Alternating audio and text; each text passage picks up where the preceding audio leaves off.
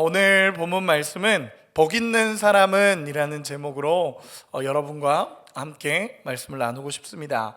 여러분, 이 말씀은 사실은 너무나 잘 알고 있는 말씀이죠. 우리가 신년 첫 묵상이 이제 창세기와 함께 시편 1편을 딱 묵상하는데 이 말씀을 저도 딱 보게 됐습니다. 그리고 저도 신방 갔을 때도 이 말씀도 많이 나누기도 하고요. 이 말씀을 통해서 저도 참 많이 은혜를 받았던 말씀이 이 본문 말씀입니다. 그렇기 때문에 이 말씀이 여러분들 너무 잘 알고 있는 말씀이고 이 말씀은 사실 굉장히 간단한 말씀이기도 합니다.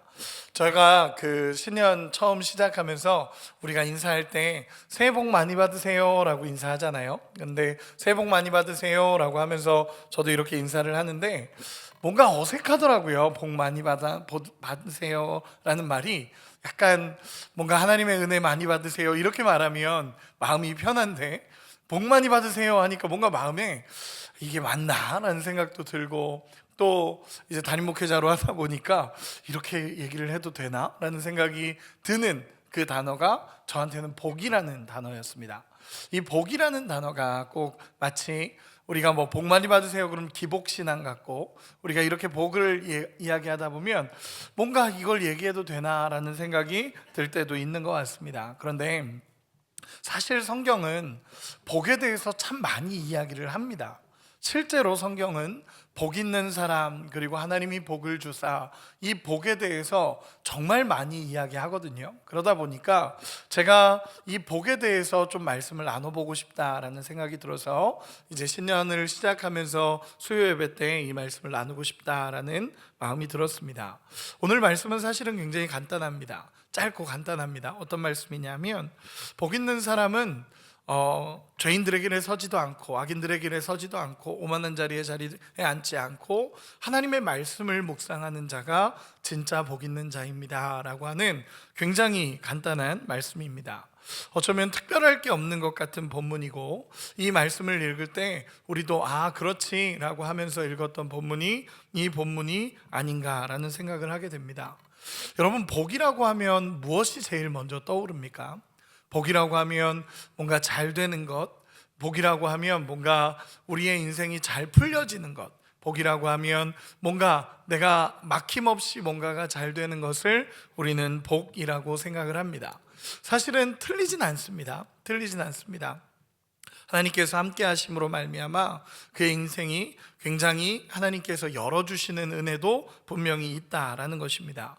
그런데 저는 오늘 그런 잘 되는 복을 이야기하는 단어가 아니라 이 시편 1편에 대해서 말씀을 나누면서 이 복의 개념이 어떤 부분들인지에 대해서 같이 좀 말씀을 나누고 싶습니다. 본문으로 들어가 보면 사실 성경에서도 복이라는 단어를 참 많이 이야기하죠. 실제로 하나님의 축복을 이야기하기도 합니다. 성경에서는 복이라고 말하는 대표적인 단어가 뭐냐면 바라크라는 단어입니다. 바라크. 이 단어는 뭐냐면 진짜 실제적인 축복입니다. 하나님께서 정말 사랑하시는 자를 축복하시는 그 복을 이야기할 때 바라크라는 단어를 씁니다. 예를 들어서 한 구절만 보도록 하겠습니다. 창세기 1장 22절 우리 같이 한 번만 읽어보도록 하겠습니다. 같이 읽겠습니다. 시작. 하나님이 그들에게 복을 주시며 이르시되 생육하고 번성하여 바닷물에 충만하라 새들도 땅에 번성하라 하시니라. 아멘. 하나님께서 창조하시고 나서 사람에게 복을 주시며 가라사대라고 할 때 이르시되라고 할 때 이 복이 바라크라는 단어입니다. 여러분, 엄청난 축복이죠. 하나님이 만들어 놓으시고 그들에게 복을 주셨다라는 것은요, 하나님의 축복과 긍휼과 은혜와 사랑을 하나님이 다 베풀어 주셨다라는 것을 이야기할 때 이 바라크라는 단어를 씁니다. 즉 창조주가 우리에게 주시는 놀라운 축복들, 그리고 정말 복을 빌어줄 수 있는 분이, 복을 줄 수 있는 분이 주는 복을 바라크라고 이야기합니다. 그래서 성경에서 일반적으로 하나님께서 우리의 삶에 나타나셔서 우리를 축복하시고 우리의 인생을 잘 되게 하시고 우리의 인생을 잘 이끌어가게 하시는 것이 정말 하나님의 축복, 바라크라는 것입니다. 여러분, 저는 이 축복이 우리에게 정말 필요하다라고 믿습니다. 여러분, 믿으시죠? 정말 이 축복이 필요하다라고 믿습니다. 우리가 복만 바라는 것은 기복신앙이 됩니다. 복만 바라고 나는 이것만 잘 되기를 바래 라고 하는 것은 분명히 기복신앙이 되지만, 여러분 사실은 우리가 하나님 없이, 하나님이 주시는 복 없이 우리가 어떻게 살아가겠습니까? 우리의 인생에 하나님이 주시는 축복이 없고 하나님이 주시는 복이 없다면 우리가 어떻게 살아가겠습니까? 우리의 삶에서 이 하나님이 주시는 축복 없이 살아갈 수 있는 인생이 어디에 있겠습니까? 그 복을 이야기할 때 바라크라고 이야기합니다. 우리가 너무 자꾸 우리가 기복신앙이 되면 안 된다라는 게 우리한테 너무 이렇게 깊게 오다 보니까 복을 구하는 것 자체가 뭔가 굉장히 불편한 것처럼 느껴지고 굉장히 어려운 것처럼 느껴질 때도 저는 있었습니다. 저는 그런 게 어려웠는데, 근데 성경을 읽다 보니까 여러분, 복을 구하는 것은 하나님의 백성으로서 어쩌면 당연한 이야기입니다.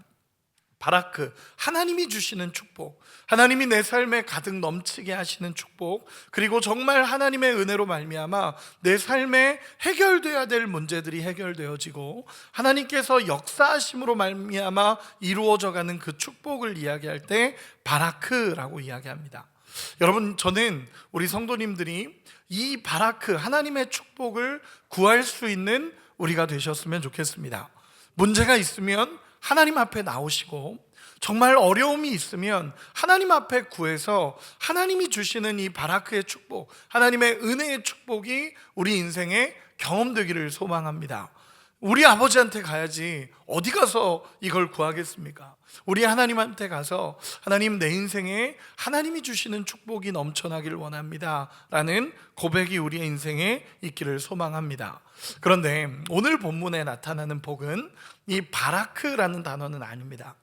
오늘 본문에 나타나는 복의 의미는요, 이 하나님이 내리시는 긍휼함과 하나님이 주시는 은혜의 축복이라는 단어가 아니라, 오히려 바라크라는 단어가 아니라 아샤르라는 단어, 에제르라는 이 동사와 명사의 단어를 씁니다. 저는 아샤르라는 단어로 하겠습니다. 이 아샤르라는 단어를 이 본문에서는 사용을 합니다. 여러분, 이 단어는 어떤 단어냐면요, 여러분 쉽게 얘기해서 이겁니다. 이 단어가 참 재밌는데 성경에 몇 번 안 나오는 단어들입니다. 이 아샤르라는 단어가 복이라는 개념을 얘기할 때, 이 시편 1편의 복은 이런 복입니다. 우와, 너 하나님과 함께 하니까 진짜 행복하겠구나 라고 할 때 복을 이야기하는 단어가 이 아샤르라는 단어입니다. 그래서 신명기 말씀에 보면 너는 행복한 자로다 라고 얘기할 때의 복이 이 복입니다. 우리 신명기 33장 29절 같이 한 번만 읽어보도록 하겠습니다. 같이 읽겠습니다. 시작. 이스라엘이여, 너는 행복한 사람이로다. 여호와의 구원을 너같이 얻은 백성이 누구냐? 그는 너를 돕는 방패시오 내 영광의 칼이시로다. 네 대적이 내게 복종하리니 네가 그들의 높은 곳을 밟으리로다. 아멘. 우리식으로 표현하면 이런 겁니다. 야, 너 진짜 좋겠다. 하나님과 함께하고 있어서 진짜 좋겠다. 너 진짜 행복하겠다 라고 말하는 단어가 이 아샤르라는 단어입니다. 여러분, 우리 옆 사람 보면서 한 번만 이렇게 축복해 줍시다. 부러움의 눈빛으로 한 번만 이야기해 봅시다. 너 하나님과 함께해서 정말 좋겠다. 진짜 부러우셔서 하셔야 됩니다. 하나님과 함께하는 것이, 무언가 다른 사람이 잘 되는 것을 부러워하고 잘 돼서 막 이런 게 아니라, 하나님이 함께 하시기 때문에 너무 잘 되고, 하나님이 함께 하시기 때문에 너무 부럽고, 하나님이 함께 하시는 그 축복을 누리고 있는 그 상태를 이 아샤르라는 것입니다. 즉, 이거는 축복의 개념이 소유의 복의 개념이 아니라 관계적인 복의 개념입니다. 하나님과 함께하고 있기 때문에 누리게 되는 축복, 하나님이 함께하기 때문에 누리는 은혜, 하나님과 함께하기 때문에 내가 겪게 되는 그 축복을 이야기할 때 이 아샤르라는 단어를 이야기합니다. 다시 조금만 정리해 보겠습니다. 여러분, 바라크라는 단어는요, 마땅히 축복해 주실 수 있는 분이 우리에게 축복할 때 바라크라는 단어를 씁니다. 그래서 하나님이, 예를 들어서 하나님이 하나님이 상훈이를 축복하셨다라고 표현할 때 이 바라크라는 단어를 씁니다. 그런데 이 아샤르라는 단어는 뭐냐면, 그냥 하나님과 함께하고 있어서 우와 정말 좋겠다라고 하는 그 복을 이야기하는 겁니다. 하나님과 함께하고 있으니까 다 누릴 수 있는 은혜가 있는 겁니다. 하나님이 함께하고 계셔서 우와 정말 좋겠다, 하나님이 진짜 너와 함께 하시는구나, 정말 좋겠다, 우와 하나님이 함께 하시는구나, 그 복을 누릴 때 이 복이라는 아샤르라는 단어를 사용하게 됩니다. 여러분, 하나님과 함께함으로 인해서 내 삶에 하나님의 은혜가 누려지는 그 축복을 이야기할 때 아샤르라는 것입니다. 저는 그래서 이 아샤르라는 축복은 조금 다른 영역입니다. 바라크라는 축복은 정말 하나님께서 우리에게 인생에 부어주시는 하나님의 은혜와 축복이라면, 이 아샤르라는 것은 내가 하나님과 동행하고 있고 하나님한테 붙어 있기 때문에 되어지는 놀라운 하나님의 역사입니다. 그 안에 있으니까, 그래서 이 아샤르라는 단어는 복이라는 개념보다는 저는 이렇게 표현하고 싶습니다. 행복이라는 것이 더 가깝습니다. 행복이라는 표현에 더 가까운 단어가 이 아샤르입니다. 그래서 오늘 본문을 이렇게 읽을 수도 있습니다. 복 있는 사람은 이라는 것보다 행복한 사람은 이라고도 읽을 수 있습니다. 여러분, 그래서 저는 이 본문을 이렇게 본다면 우리가 읽고 있는 이 성경의 시편 1편은 굉장히 다른 영역으로 읽혀지기 시작하는 겁니다. 그래서 오늘 본문을 보면 저는 이 표현을 정말로 사모합니다. 하나님 앞에 이 아샤르의 축복, 하나님과 함께 동행함으로 인해서 하나님이 내 인생을 잡아주시고 하나님이 함께 하심으로 인해서 내 인생을 이끌어 가시는 그 아샤르의 축복이 제 삶에 가득하기를 전 어릴 때부터 소망했던 것 같습니다. 물론 이 단어를 잘 모르지만, 이 단어는 제가 이제 신학을 하고 공부하면서 알게 된 그 성경의 영역이지만, 제가 하나님 앞에 늘 축복을 구했던 것은 하나님이 내 인생에 찾아와 주셨으면 좋겠고 하나님이 제 인생에 개입하셔서 제 삶에 함께 하셨으면 좋겠는 그런 축복의 은혜를 경험하고 싶었던 것이 저의 어린 시절의 이런 모습들이었던 것 같습니다. 이 개념은 잘 모르지만 하나님이 나와 함께 하시는 게 얼마나 좋을까라는 것입니다. 여러분, 그런 거 있잖아요. 예를 들어서 우리 그런 표현들 많이 쓰죠. 태어나 보니까 아빠가 현빈이었다, 이런 표현들. 태어나 보니까 아빠가 현빈이었다, 태어나 보니까 아빠가 삼성의 회장이었다, 이런 표현들 별로 안 부러우신 것 같습니다. 그렇죠? 하나님 자녀가 뭘 부럽겠습니까? 그런 표현들 있잖아요. 아, 내가 우리 아버지의 자녀니까 이런 축복을 누리고 있구나라는 것을 저도 사모하고 하나님의 은혜를 정말 사모했던 시간들이 있었습니다. 우리 여기 학생 친구들도 있는데, 제가 예전에 이제 학생 친구들한테도 한번 간증한 적이 있었는데, 저는 학생부 때 좀 특이한 친구였습니다.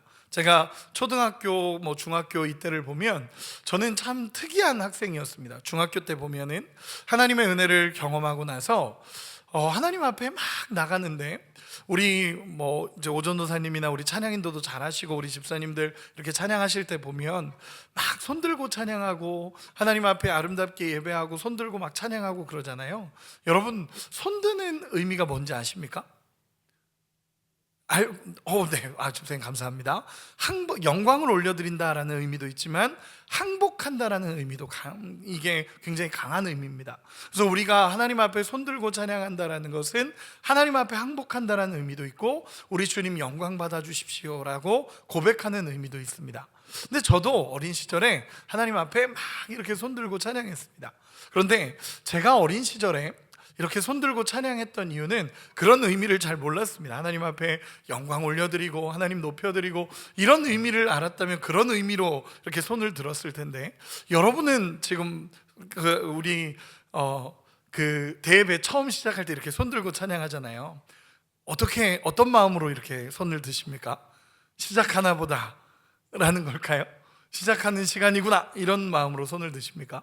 저는 어린 시절에 하나님 앞에 그런 고백이 있었습니다. 제가 지금 목소리도 엄청 크잖아요. 제가 원래는 목소리가 제가 원래 컸는지 안 컸는지 잘 모르겠습니다. 근데 어느 순간 보니까 제 목소리가 엄청 커져 있었습니다. 근데 제가 이렇게 크게 찬양하는 것도 그렇고 손을 드는 것도 그렇고 저에게 있어서 목적은 하나였습니다. 어떤 목적이었냐면, 제가 손을 이렇게 들면 우리 하나님이 제 손을 봐주실 것 같았습니다. 그래서 예를 들어서 제가 뭐 하늘이 찬양이가 이렇게 손을 들고 있다. 근데 제가 손을 들었는데 하늘이 찬양이보다 손이 더 낮게 펼쳐져 있다. 그러면 의자 위로 올라갔습니다. 그리고 이렇게 손 들고 막 하나님 찬양했습니다. 왜냐하면 그 사람들보다 손이 조금 더 올라가면 하나님이 제 손 봐주실 것 같은 겁니다. 그래서 막 그런 거 있잖아요. 손 들면 봐주실 것 같은. 그래서 막 의자 위로 올라가서 막 찬양하고 그랬던 굉장히 특이한 아이였습니다. 그리고 제 목소리가 커졌던, 제가 엄청 찬양을 옛날에 어릴 때 크게 했었거든요. 뭐 예를 들어서 찬양하세 해도 찬양하세 이렇게 불렀습니다. 어릴 때. 왜 그랬냐면 제가 아직도 기억에 남는 게 이 소리 조금만 더 커도 우리 주님이 들어주실 것 같았습니다. 그래서 전 어릴 때 하나님과 함께 하고 있는 것 같은 사람이 제일 부러웠습니다.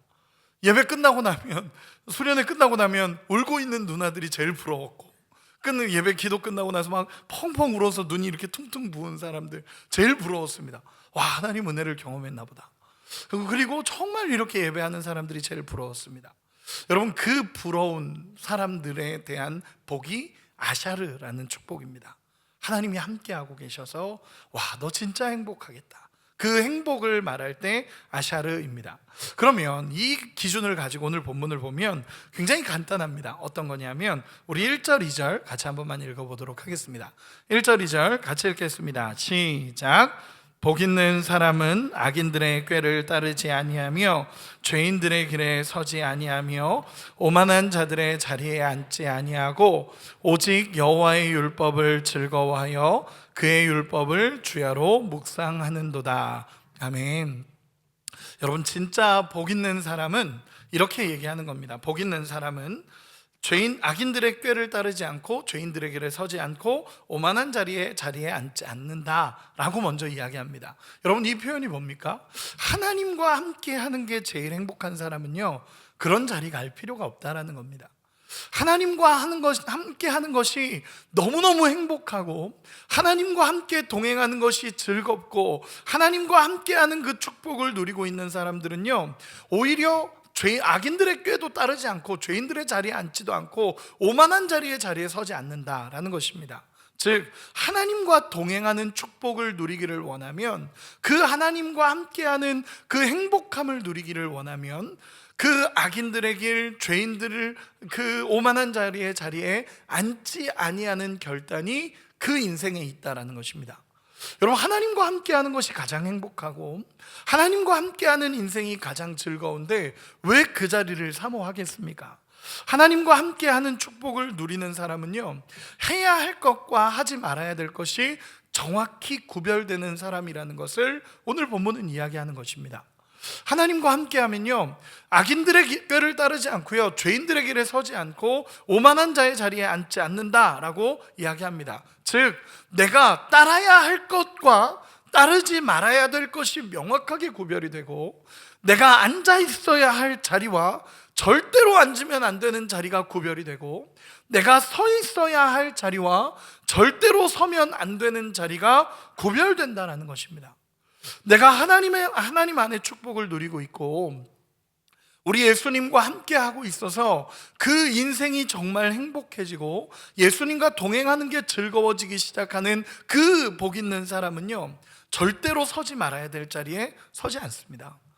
악한 꾀를 따르지 않고요, 죄인들의 길에 서지 않는다는 것을 오늘 본문에서 이야기하는 것입니다.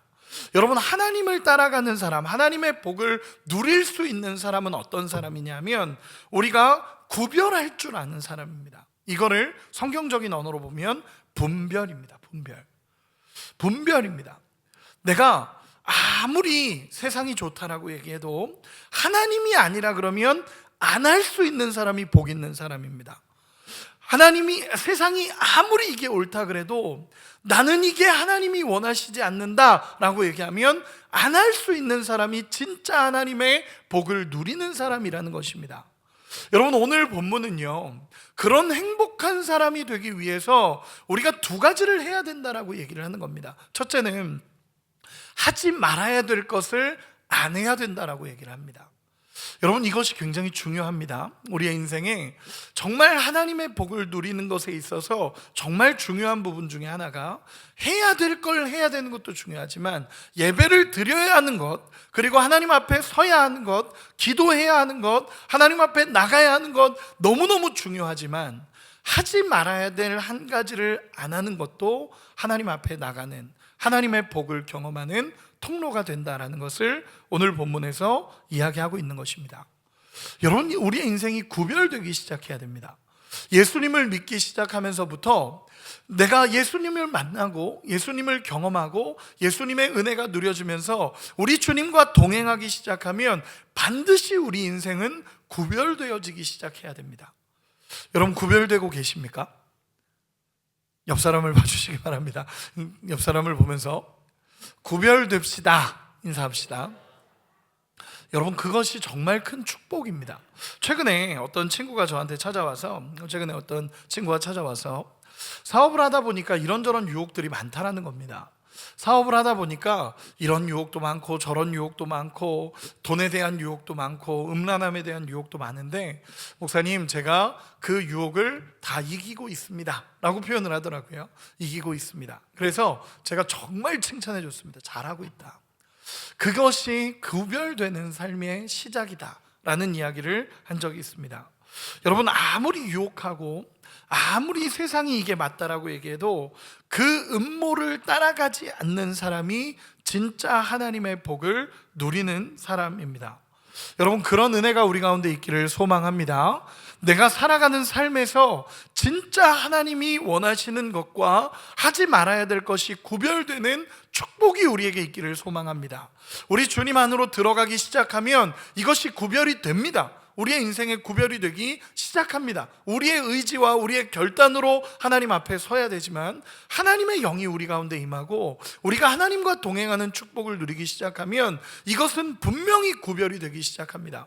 여러분, 보통 대부분의 많은 퍼센테이지로 이게 하나님 뜻이 맞나? 라는 생각이 들면 아닙니다. 보통은 아닙니다. 가서 내가 이게 하나님 뜻이 맞을까? 이게 하나님이 기뻐하시는 일일까? 라는 고민이 되는 순간이 있다면 그건 거의 대부분이 아닐 겁니다. 왜냐하면 그 마음이 주어지면 일단 하나님의 뜻이면 기쁨이 있고 감사가 있고 이거는 명확하게 하나님이 기뻐하실 거야 라는 것이 우리의 삶에 분별이 됩니다. 그런데 내가 분별이 안 되고 이게 하나님 뜻일 것 같기도 하고 괜찮은 것 같기도 하고 아닌 것 같기도 하고 이렇게 하면 하나님 안 기뻐하실 것 같고 그러면 보통은 아닙니다. 여러분, 결정을 하시고 정말 하나님 앞에 믿음으로 설 수 있는 우리가 되면 좋겠습니다. 저도 목회자로 살아가다 보니까 저한테 많은 유혹이 찾아오진 않습니다. 세상에 많은 유혹이 저한테 찾아오진 않죠.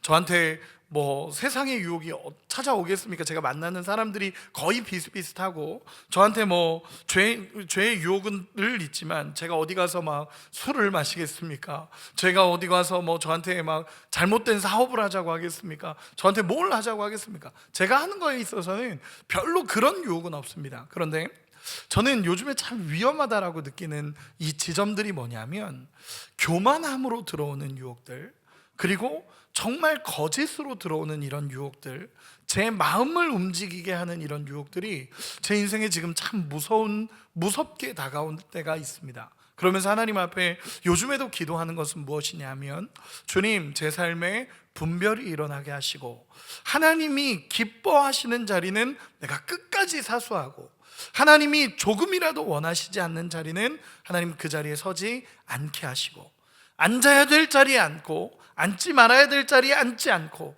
서야 될 자리에 서고 서지 말아야 될 자리에 절대로 서지 않을 수 있도록 하나님 도와주십시오 라고 기도하고 있습니다.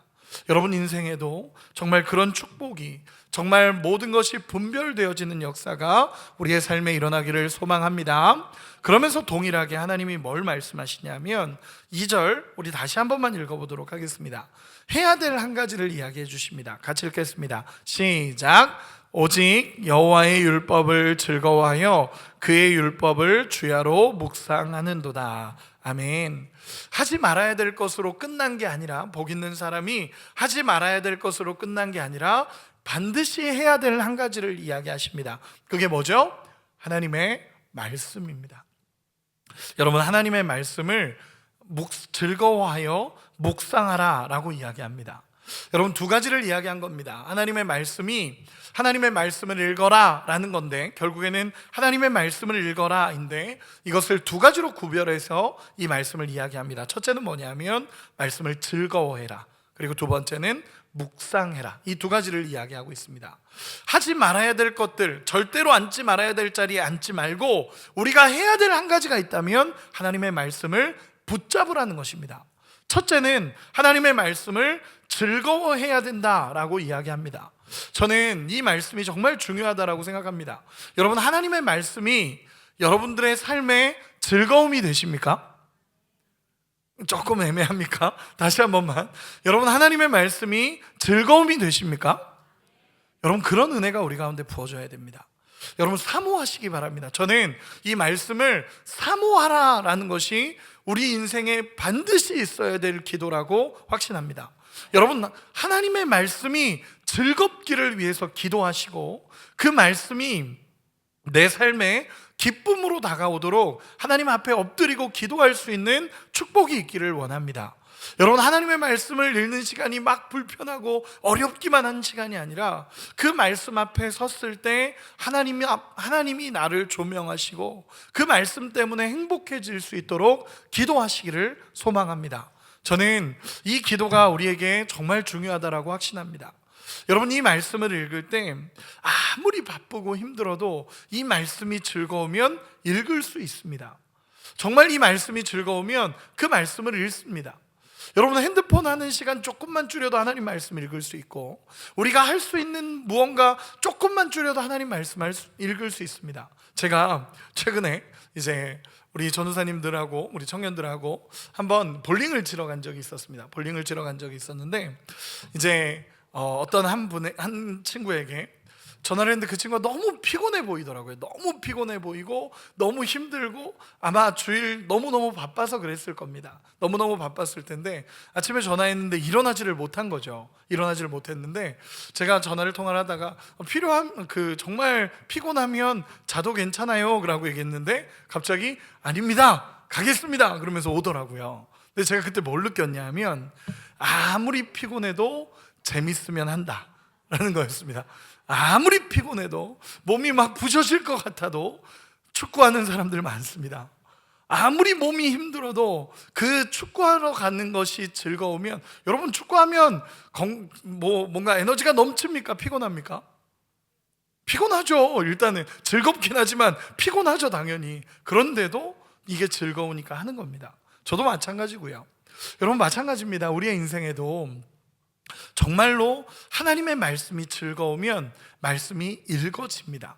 내가 아무리 바빠도 이 말씀이 즐거우면 읽어집니다. 여러분, 저는 정말로 축복하는 것은 하나님의 말씀이 즐거워지는 은혜가 있기를 소망합니다. 그래서 첫 번째는 항상 즐거움입니다.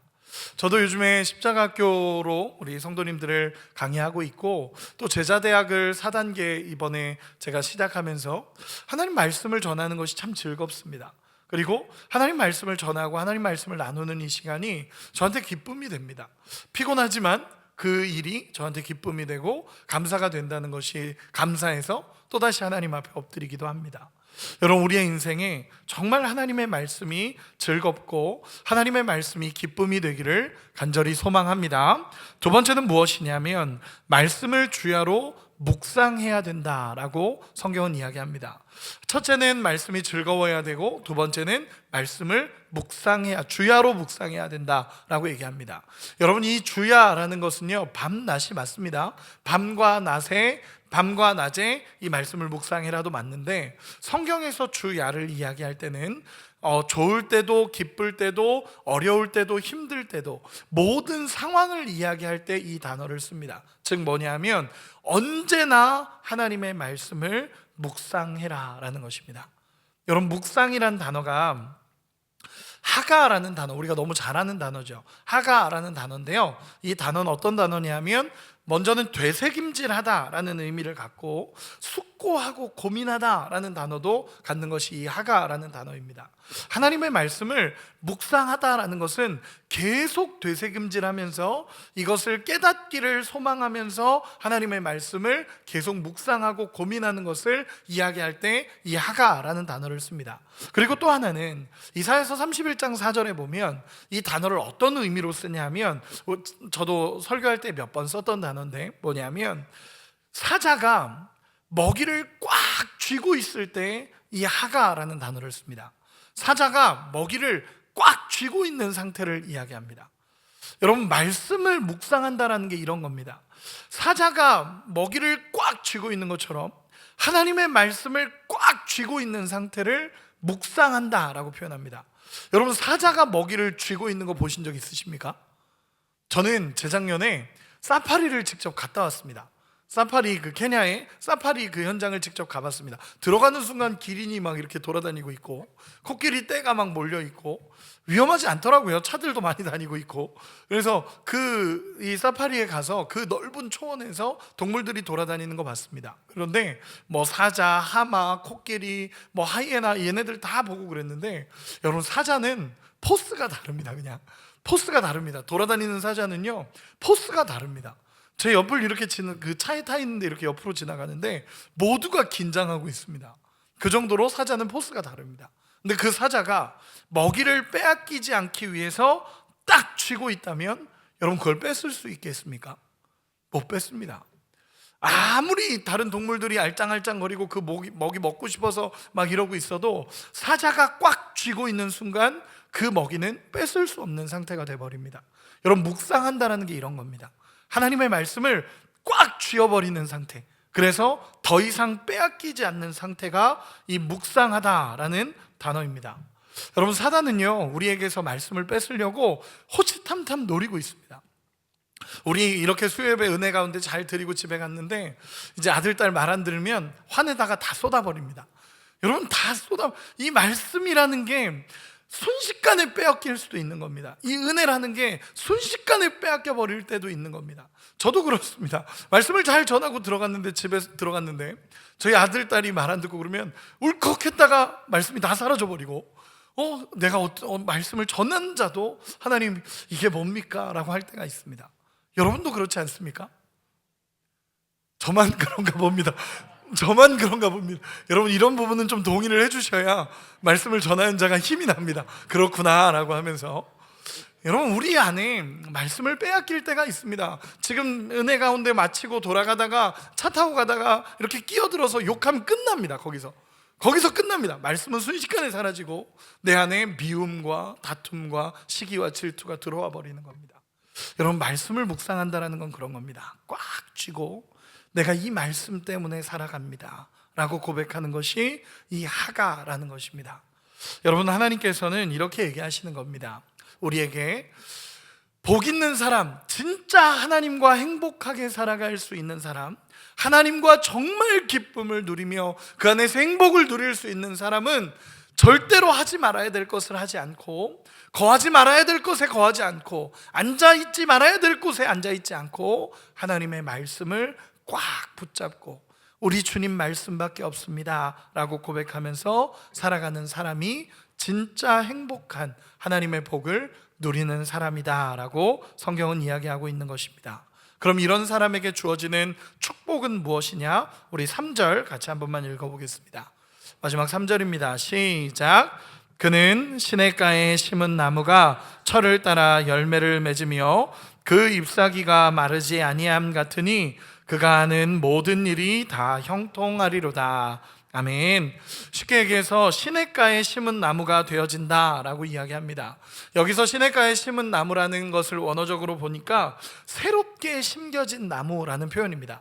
그냥 거기 원래 심겨져 있던 나무가 아니라 새롭게 그 자리에 심겨지는 나무가 된다라는 표현입니다. 즉, 하나님께서 뽑으셔서 시냇가 근처에다 다시 심으신 겁니다. 그래서 그 공급함을 누리고 그 은혜를 누리면서 살아가는 축복을 하나님이 주신다라는 것입니다. 그래서 3절 처음에 보면 그는 이라고 표현되는데 이 그가 복 있는 사람, 행복한 사람을 이야기하는 단어입니다. 그는, 행복한 사람은 시냇가에 심은 나무처럼 우리 주님이 주시는 공급으로 날마다 살아가고 기쁨이 되고 시들지 않고 어떤 상황에도 하나님의 은혜를 누리면서 살아간다라고 성경은 이야기하고 있다라는 것입니다. 철을 따라 열매를 맺는다고 합니다. 매번 열매를 맺어가고 언제든 하나님의 역사가 흘러가서 열매를 맺게 된다라는 것입니다. 여러분, 지난 설교 때도 얘기했지만 열매는 억지로 맺는 게 아닙니다. 하나님 안에 붙어 있을 때, 우리가 하나님을 꽉 붙잡고 있을 때 그 공급으로 인해서 열매는 맺혀져 가는 것입니다. 여러분, 하나님의 말씀을 꽉 붙잡으시고 정말 하나님의 말씀 꽉 붙잡고 그 믿음으로 살아갈 수 있는 은혜가 있기를 소망합니다. 말씀의 결론을 맺도록 하겠습니다. 여러분, 오늘 말씀은 굉장히 간단합니다. 어떤 말씀이냐면 해야 될 것과 하지 말아야 될 것을 구별하는 것이 지혜라고 하나님이 말씀해 주십니다. 그리고 그 지혜 안에서 하나님의 말씀을 생명처럼 여기며 그 말씀을 꽉 붙잡고 믿음으로 나갈 때 하나님은 우리에게 복 있는 자가 된다라고 말씀해 주십니다. 저는 우리 인생에 가장 큰 복이 있다면 우리 하나님이 살아계셔서 우리와 함께 하신다는 것이며 우리 하나님의 말씀을 붙잡을 때 주시는 그 행복한 축복을 주시는 것이 가장 큰 복이라는 것을 믿습니다. 여러분, 2026년도를 시작하면서 여러분들에게 이렇게 축복하고 싶습니다. 여러분, 하나님의 복을 누리시기를 소망합니다. 하나님의 복을 받으시기를 소망합니다. 근데 그 복은 그냥 단순히 세상적으로 잘 되는 축복만을 이야기하는 것이 아니라 이 복은 하나님과 함께 하기 때문에 행복한 인생이 되어지는 축복을 우리 성도님들이 마음껏 누리기를 소망합니다. 그 축복을 누리기 위해서는 끊어야 될 것을 끊어낼 수 있는 은혜가 있기를 소망합니다. 그리고 하나님의 말씀을 꽉 붙잡고 믿음으로 세워져 갈 수 있는 우리 모두가 되시기를 예수님의 이름으로 축원합니다.